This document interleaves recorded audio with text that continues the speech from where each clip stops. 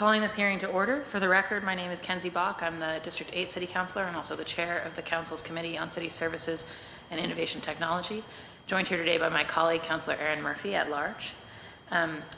This hearing is being recorded. It is being live streamed at boston.gov/city-council-tv and broadcast on Xfinity Channel 8, RCN Channel 82, and FiOS Channel 964.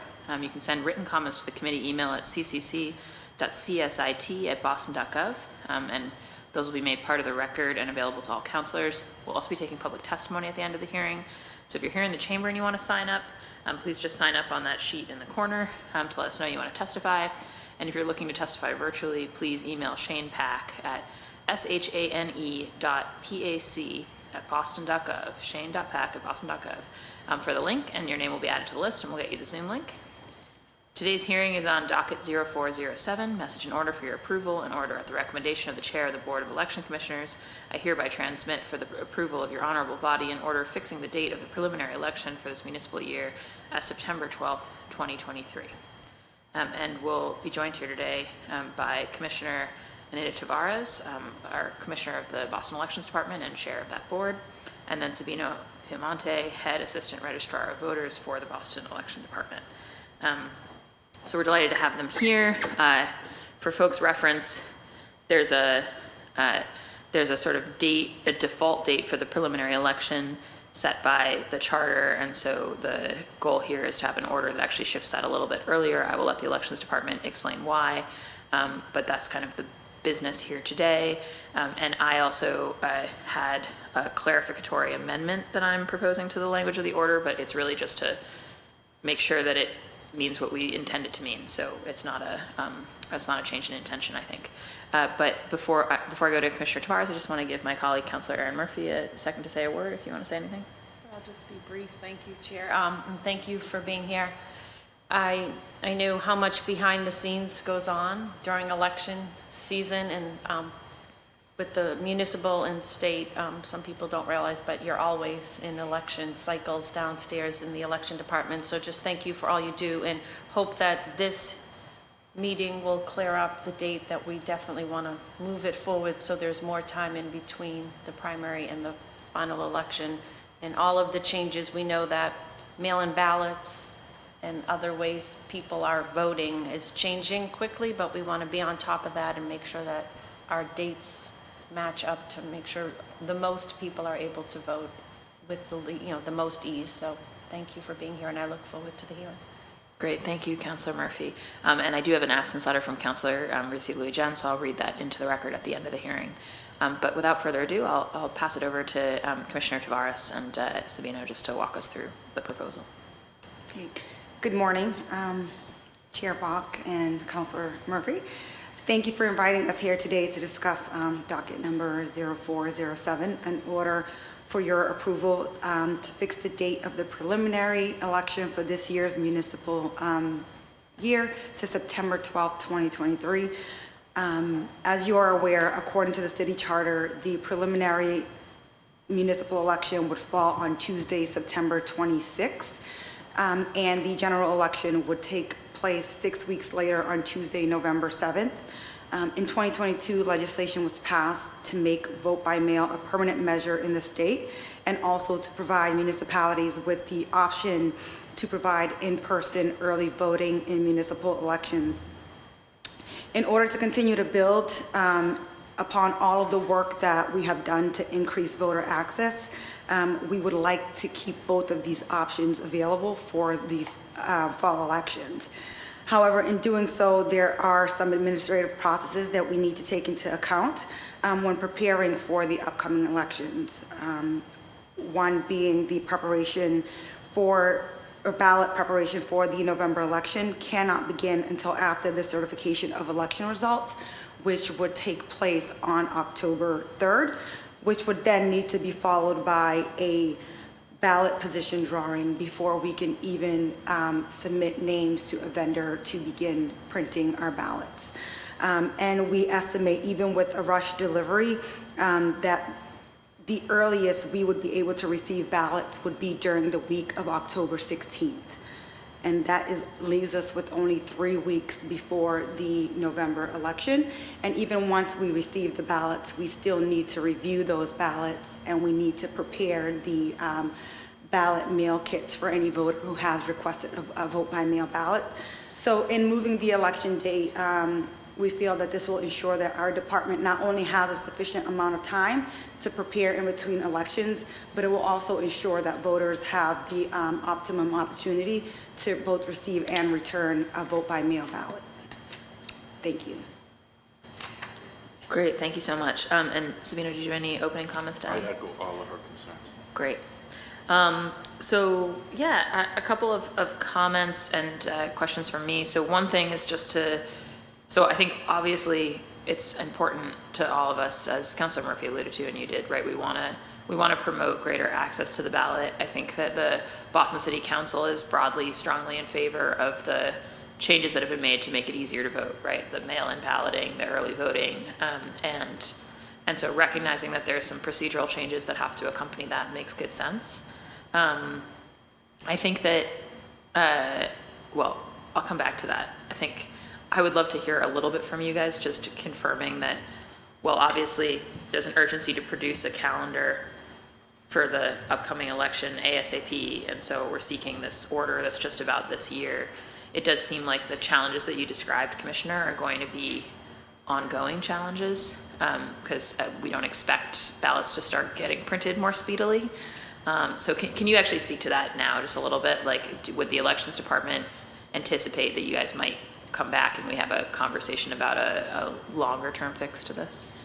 Yes, absolutely. That is something that we have been talking about and that we do hope to address in the near future. Otherwise, we're going to find ourselves before this body every other year requesting a date change of the election.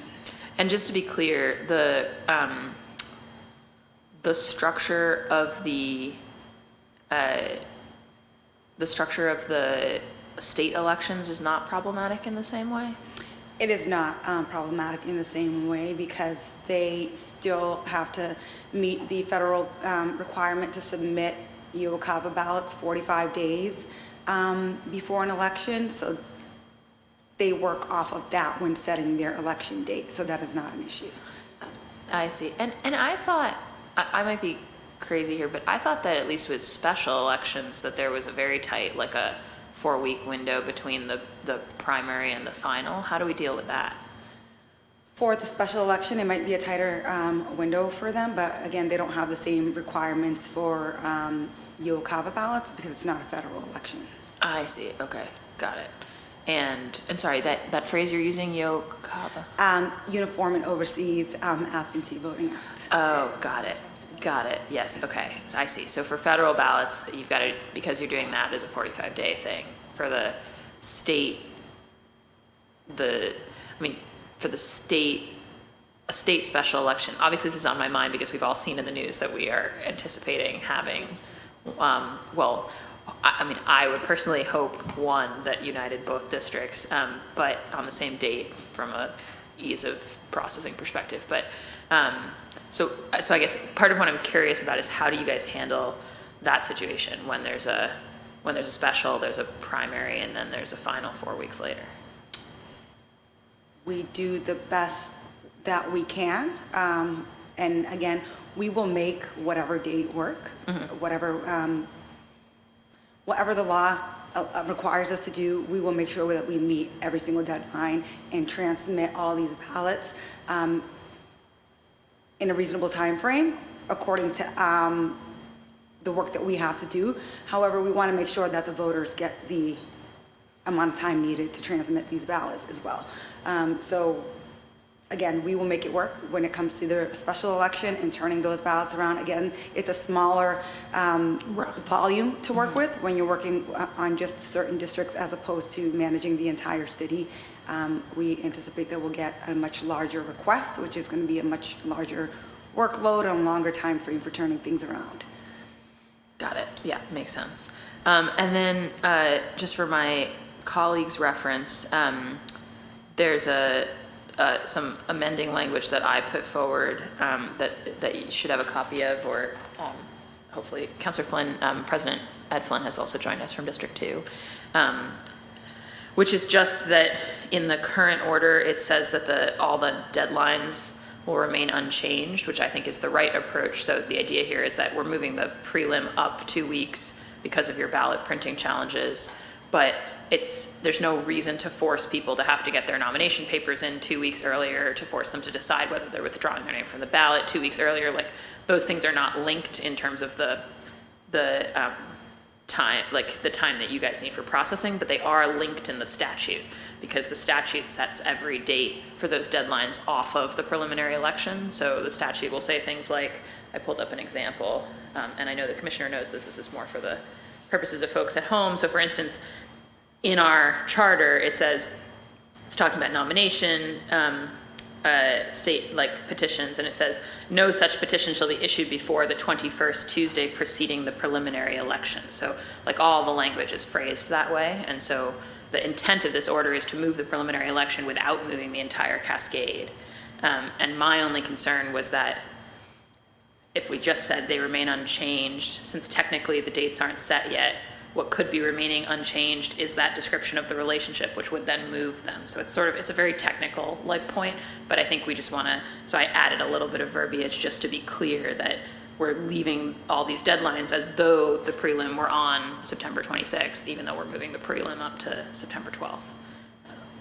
So that's just explaining that to folks, and then I described a little bit more fully all the types of deadlines that are coming under that. So that's just some comments from me.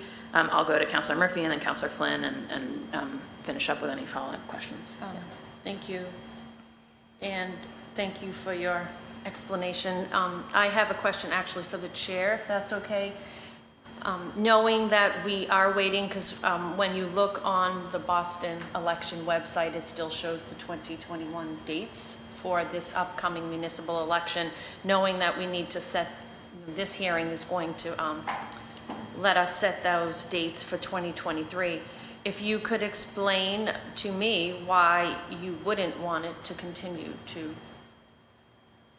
coincide, like why do you want to keep those dates if the primary is 2 weeks sooner? Wouldn't you want to make it that change also? So I think that I think it's just a question of, frankly, I think there's a default expectation amongst potential candidates, people running, that you file your statements of candidacy in roughly mid-April, you can pull papers to actually do in early May. I think people have a kind of sense of what the arc of this is that's the same every year.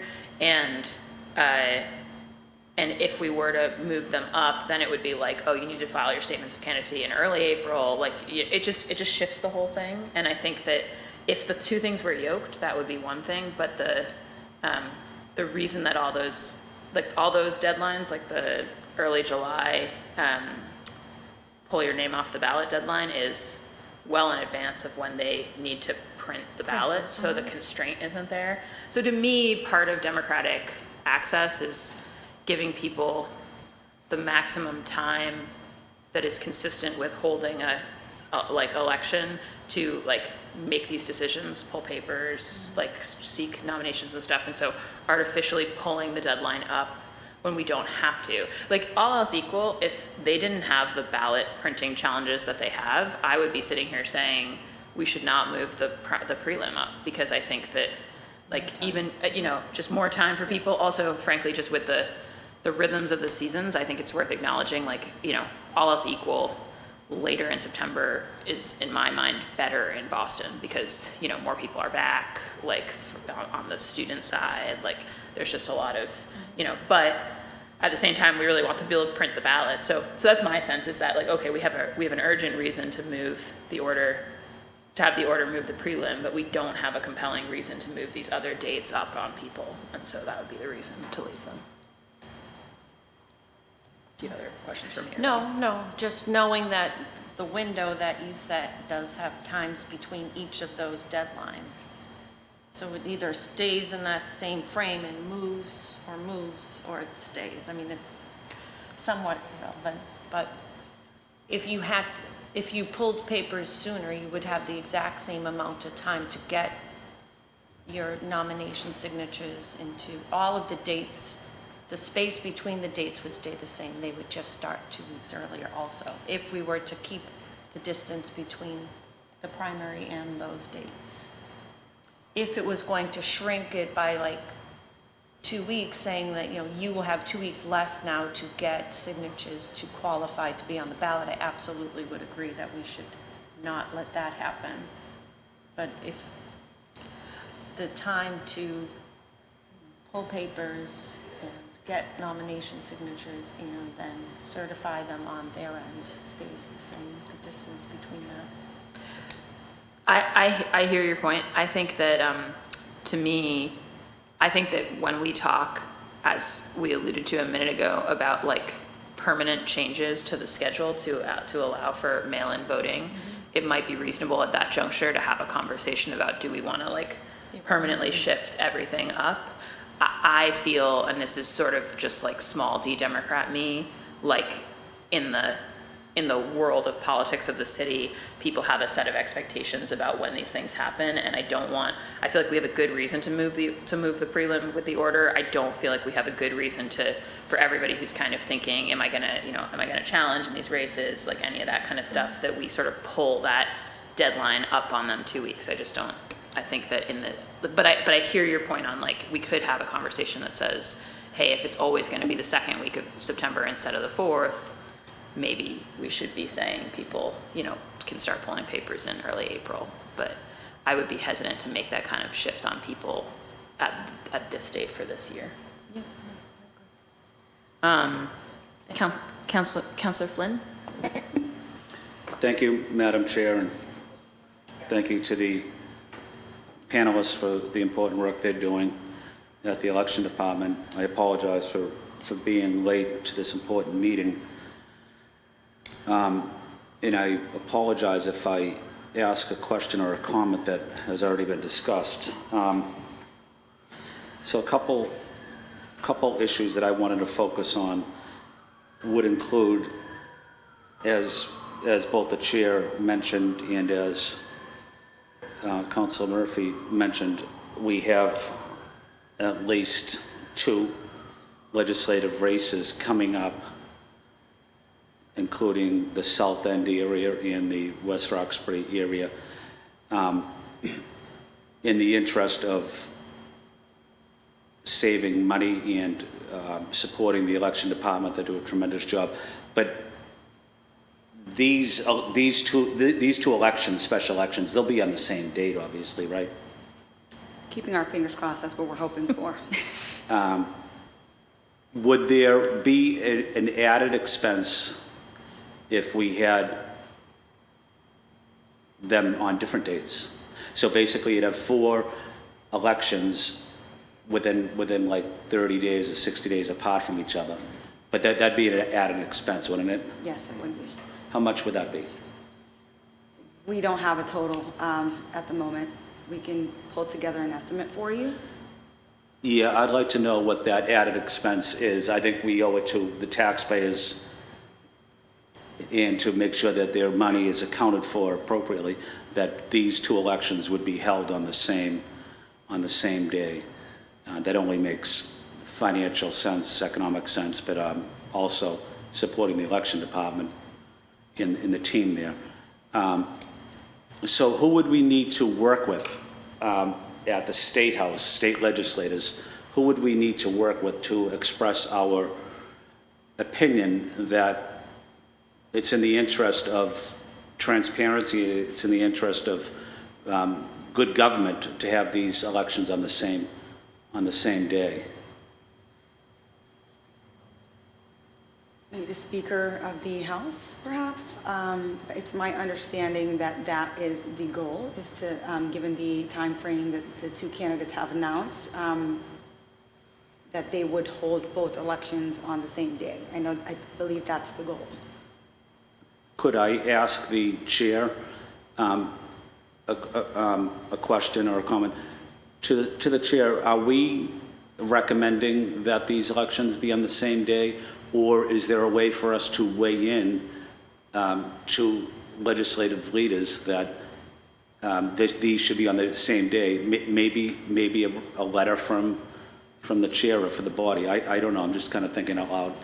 No, I think that's a great idea, and I'd be happy to work with you, President Flynn, on that. I think I strongly agree that obviously it's in the city's interest to have these fall on the same day. There's a administrative efficiency for the elections department, but also it's hard enough to communicate special election dates to the public, and I think trying to communicate two different special election dates to the public is extremely suboptimal. If we can possibly avoid it, like obviously, you know, I always feel strongly when we talk about special elections and cost that like people deserve to be represented, and that means that when there are vacancies, we need to have elections. And so even though there's a cost, you know, it's a literal cost of democracy, so that makes sense. But I think in this instance, the cost considerations for the taxpayer align with the like good public democratic interests in making sure that we can publicize it most effectively for everyone. So I'd be happy to work with you, Councillor Flynn. I think the commissioner is right that this is really entirely in the hands of the Speaker of the House of Representatives in terms of setting the date. We don't, as a city, have any administrative control over that, but it sounds like the administration's already advocating for it to be a single date. Is that accurate? Yes. So I think certainly the council can join in that effort. Yeah. So let me throw a monkey wrench into this discussion, Madam Chair.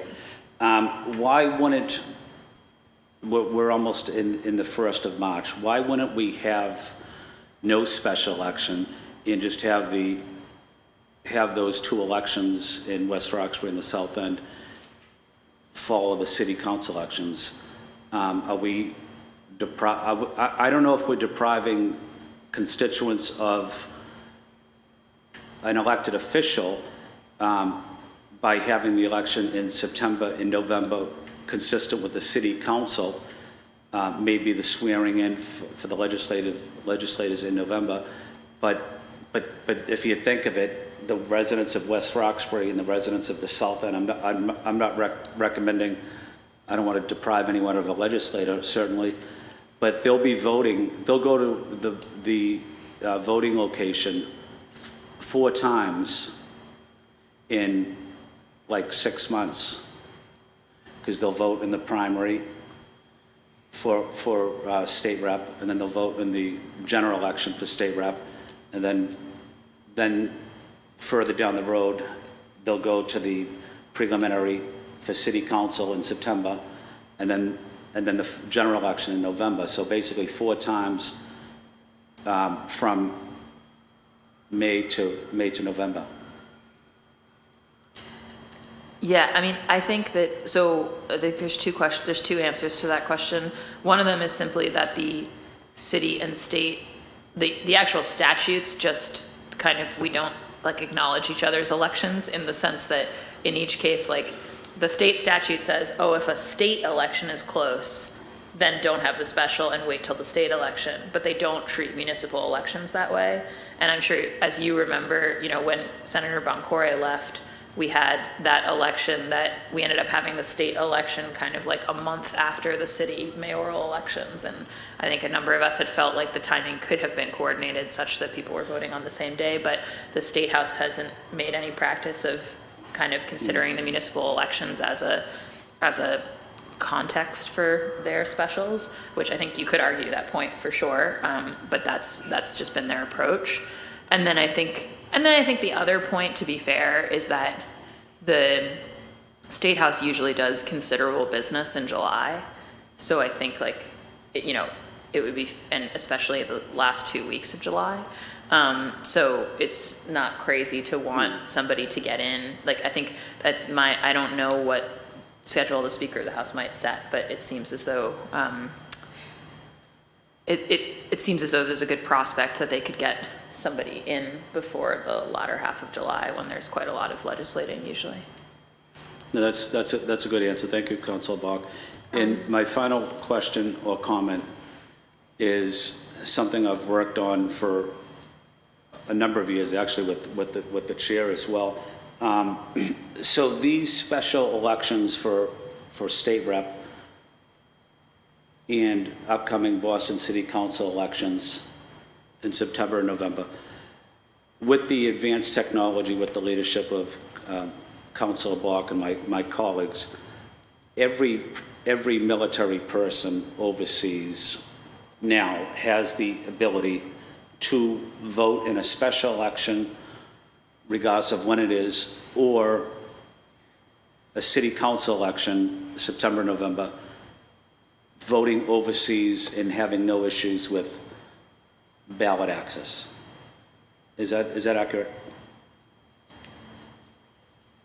Correct. So I will add that part of the Recent Votes Act now allows us to transmit ballots electronically for absentee voters, which means that now any military and overseas voters who request a ballot, we can submit it electronically, they can return it electronically, minimizing the time that it takes to mail them a ballot wherever they are. If they're in another country, sometimes we were limited to the option of just mailing it. That is no longer the case. So, okay, so for the state rep election and city council, so tell me how the process works if you are overseas and you're in the military and you want to vote. You would do what? What steps would you take?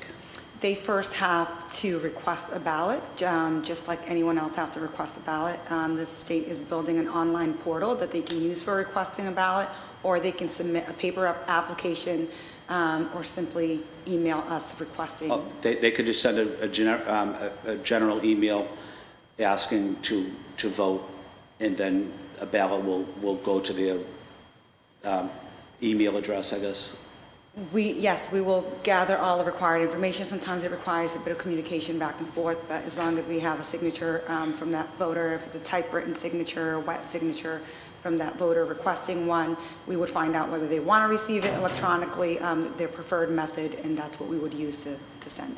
Okay, no, that's great to hear. So my final comment, or actually request, is maybe working with Councilor Bach.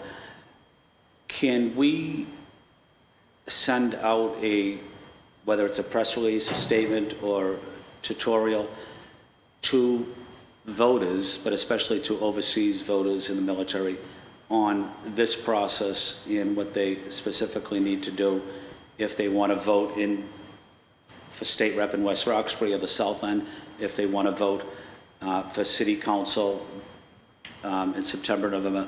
But can we make sure that our overseas military especially know exactly what specific steps they need to take so that they can ensure their vote is counted? So we do plan on sending out a vote by mail application to every single registered voter in the city. However, it is challenging when it comes to military and overseas voters because we don't have information in terms of where folks are stationed. So that mailer would simply go to their registered address at home.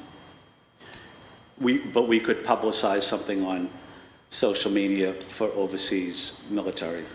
We can certainly work on some social media content that we can put on our social media page, and also maybe shift some of the information that's on our website, because we do have that information on our website, but maybe making it a little bit more prominent.